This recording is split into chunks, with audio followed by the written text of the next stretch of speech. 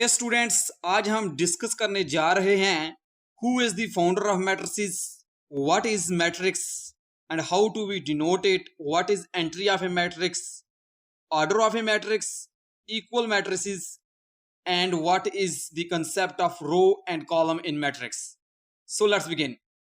Students, सबसे पहले हम डिस्कस करेंगे फाउंडर ऑफ मैट्रिसेस और आइडिया ऑफ मैट्रिसेस के मैट्रिसेस का फाउंडर कौन है, किसने सबसे पहले इसको पेश किया था, या आइडिया ऑफ मैट्रिसेस या थ्योरी ऑफ मैट्रिसेस सबसे पहले किसने पेश किया था। The idea of matrices was given by Arthur Cayley and he is an English scientist of 19th century who first developed theory of matrices in 1858।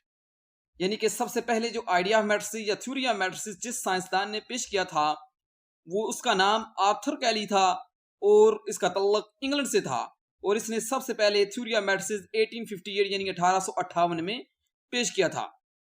Students, अब हम discuss करेंगे व्हाट इज मैट्रिक्स और डिफाइन अ मैट्रिक्स, यानी कि matrix क्या है।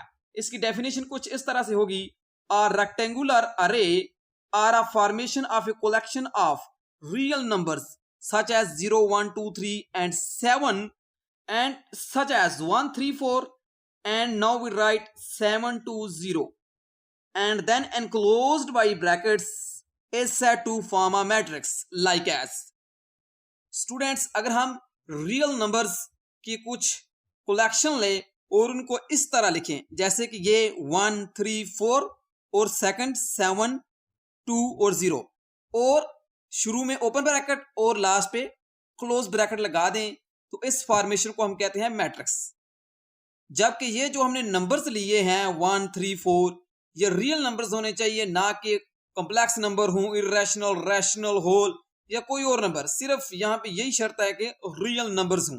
Okay students, और जब भी हमने एक रियल नंबर लिखना है तो दूसरा रियल नंबर लिखने से पहले उसके दरमियान हमने थोड़ी स्पेस डालनी है, फिर तीसरे के दरमियान भी हमने दूसरे तीसरे के दरमियान स्पेस डालनी है। इसी तरह जब हम दूसरी रो लेंगे, ये थी फर्स्ट रो, ठीक है, और ये खत्म हो गई तो अब दूसरी रो के लिखने के लिए फिर नंबर लेंगे, स्पेस डालेंगे, फिर नंबर लिखेंगे, स्पेस और फिर नंबर, ठीक है। स्टूडेंट्स, इनको हम एंट्रीज कहते हैं, ये जो रियल नंबर्स है, या इनको एलिमेंट्स ऑफ ए मैट्रिक्स कहा जाता है।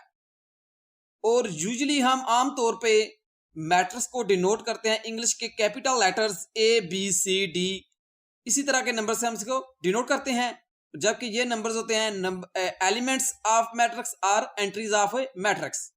ओके, अब हम डिस्कस कर लेते हैं what is row and what is column of a matrix, के रो का कंसेप्ट क्या है मैट्रिक्स में और कॉलम का कंसेप्ट क्या है मैट्रिक्स में। ये देखो 1 3 and 4। स्टूडेंट्स, अगर हम लेफ्ट टू राइट मूव करें तो इसे हम रो कहते हैं, लेकिन यहाँ पे हम फर्स्ट पे हम मूव करते हैं तो ये फर्स्ट रो हो गई। अब नीचे देखें 7 2 0 तो ये भी एक रो है, यानी कि इसमें 2 रोज है। अब हम डिस्कस कर लेते हैं कि what is concept of column in matrix. Column होते हैं टॉप टू बॉटम। ये देखिए 1 7 टॉप टू बॉटम है, ये फर्स्ट कॉलम है। इसी तरह 3 2 ये सेकंड कॉलम है टॉप टू बॉटम, जबकि थर्ड कॉलम है 4 and 0 ये थर्ड कॉलम है। ओके, यहाँ स्टूडेंट 2 रोज हैं और 3 कॉलम्स हैं। इसी तरह अगर आप इस एग्जांपल में गौर करें, यहाँ पे 1 रो सेकंड रो यानी कि 2 रोज हैं, first column and second column, यानी कि यहाँ पे 2 रोज और 2 ही कॉलम्स हैं, जबकि ये दोनों मैट्रिक्सेस हैं, ठीक है। जबकि मैट्रिक्स जब हम जमा करेंगे, एक मैट्रिक्स हो तो उसे मैट्रिक्स कहते हैं, ज्यादा मैट्रिक्स हो तो हमें मैट्रिसेस कहते हैं। एक्स को हमने उतार लेना है और एंड पे लिख देना है CES, ये मैंने लिखा हुआ है, ठीक है स्टूडेंट्स। अब हम डिस्कस करेंगे ऑर्डर ऑफ ए मैट्रिक्स को। इसकी डेफिनेशन कुछ इस तरह से होगी, the number of rose and columns in a matrix specifies it's order, यानी कि किसी भी मैट्रिक्स में जितने रोज और जितने कॉलम्स होते हैं वो उसका ऑर्डर होता है। लेकिन हम ऑर्डर को कैसे लिखते हैं, ये देखें, if a matrix capital M has small m rows and small n columns then M is said to be of order M by n, यानी कि जब हम मैट्रिक्स का ऑर्डर लिखते हैं तो हम लिखते हैं M by n से। सबसे पहले मैट्रिक्स की रो और फिर हम कॉलम लिखते हैं, ठीक है। ये देखें, ये नीचे मैंने एक एग्जांपल लिखी है, इसकी फर्स्ट रो देखें, इसकी एंट्री फर्स्ट है, ये entry, second entry, third entry 1 2 3, ये है फर्स्ट कॉलम फर्स्ट रो, और सेकंड रो होगी 1 0 एंड 2, ठीक है, ये सेकंड रो हो गई, यानी कि यहाँ पे 2 रोज हैं और first column, second column and third column, यानी कि 2 रोज है और 3 कॉलम्स है, तो इसका ऑर्डर हम लिखेंगे 2/3, यानी m की जगह 2, यानी कि रोज है, और बाई ऐसे ही फिर छोटी स्पेस और फिर एंड पे कॉलम यानी कि 3।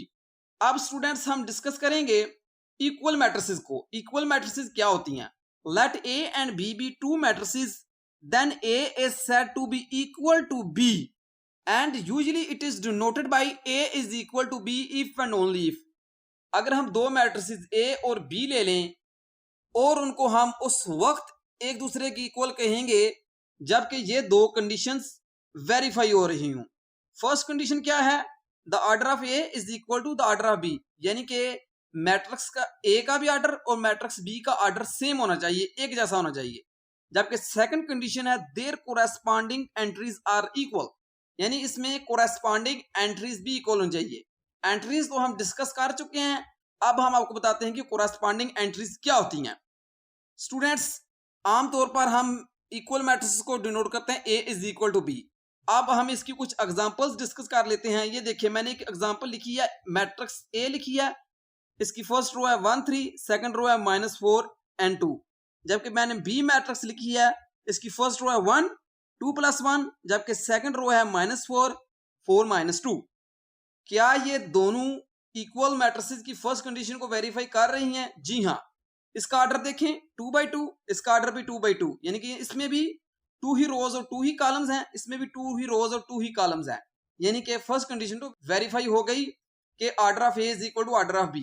अब हम चेकआउट करते हैं कि there corresponding entries are equal, क्या इनकी कोरेस्पॉन्डिंग एंट्रीज भी इक्वल हैं या नहीं।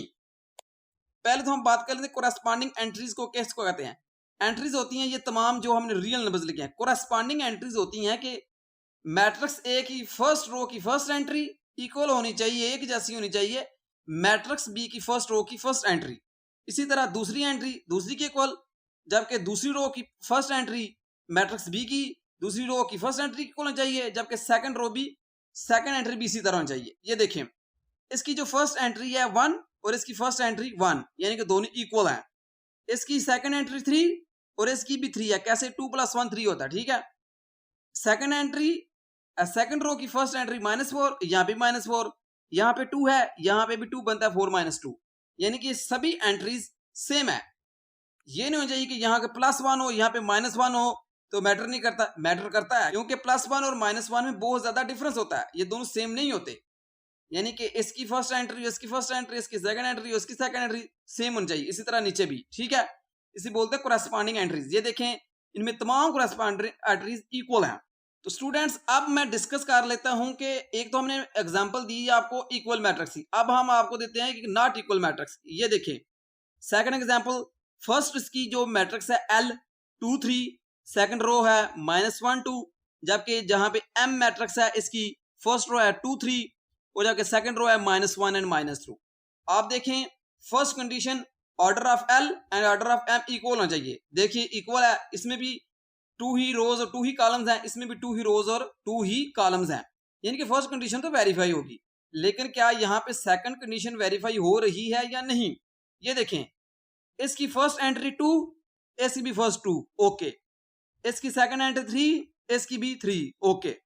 सेकंड रो की फर्स्ट एंट्री -1 या भी -1, लेकिन यहाँ पे देखें सेकंड रो की सेकंड एंट्री ट्रू और यहाँ पे सेकंड रो की सेकंड एंट्री -2, यानी कि there corresponding entries are not equal. So हम कह सकते हैं कि L is not is equal to M। तो स्टूडेंट्स, ये थी इक्वल मैट्रिसेस की कुछ एग्जांपल्स, ठीक है। नेक्स्ट वीडियो में हम डिस्कस करेंगे एक्सरसाइज को, जिसमें 2 क्वेश्चंस होंगे और उससे आगे हम वेरी इंपॉर्टेंट क्वेश्चन डिस्कस करेंगे, ठीक है। वो थर्ड क्वेश्चन होगा